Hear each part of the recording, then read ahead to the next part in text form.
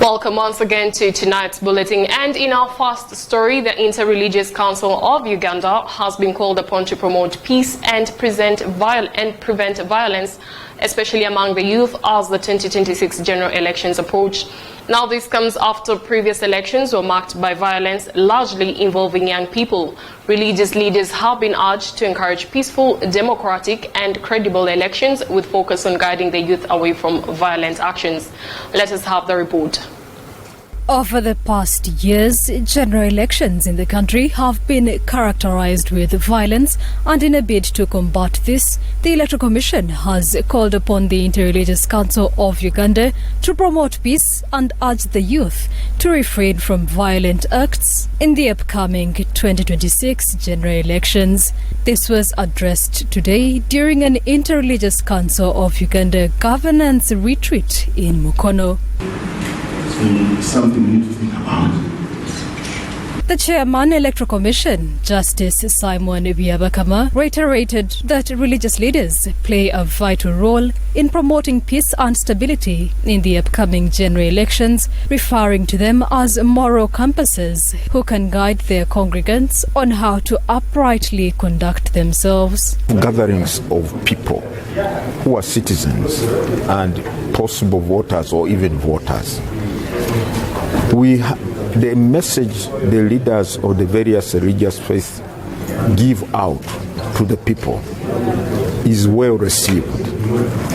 And for us as the Electoral Commission, we desire to collaborate with the Inter-Religious Council to send out the message of peace, stability, tolerance, forgiveness, and love for the country among the congregants. However, despite appealing to religious leaders towards promoting peace, he has also warned other religious leaders who engage in bad talk against candidates, stating that it creates division and sectarianism among people. It creates sectarianism based on religion. But you know the history of this country. The 1961-62 elections I've been talking about, where people in Uganda here who did not support a particular political group had their coffee and banana plantations destroyed.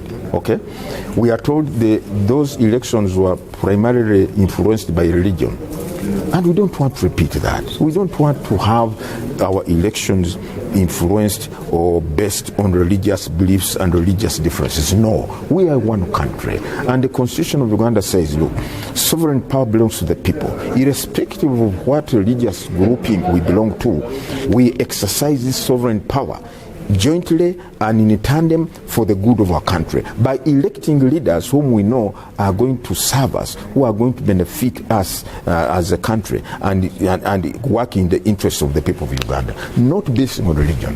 Addressing the religious sectarianism, the Archbishop of the Church of Uganda, His Grace the Most Reverend Dr. Stephen Samuel Kazimba Mugalu, advised all religious leaders to advocate for voting the right leaders who will lead the nation in the right way. A thing like that is not good, because we are supposed to be above reproach, above that, because I am an Archbishop, but I'm not only Archbishop for the Anglicans. I am for people.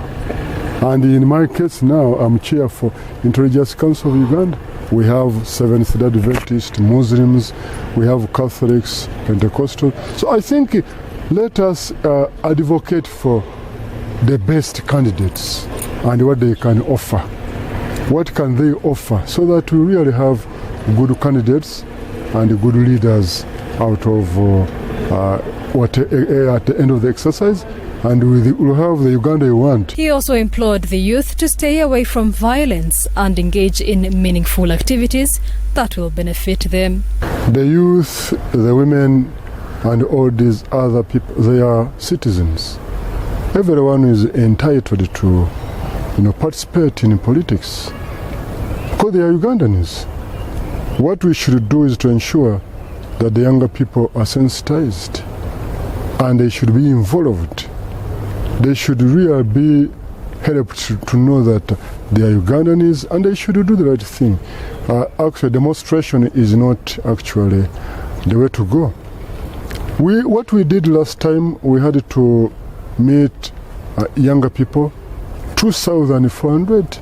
We sensitized them and give them skills. Some other now, they are useful people. Justice Biabakama also appealed to religious leaders to sensitize the masses on the importance of participating in elections and urged them to encourage all to participate in the exercise.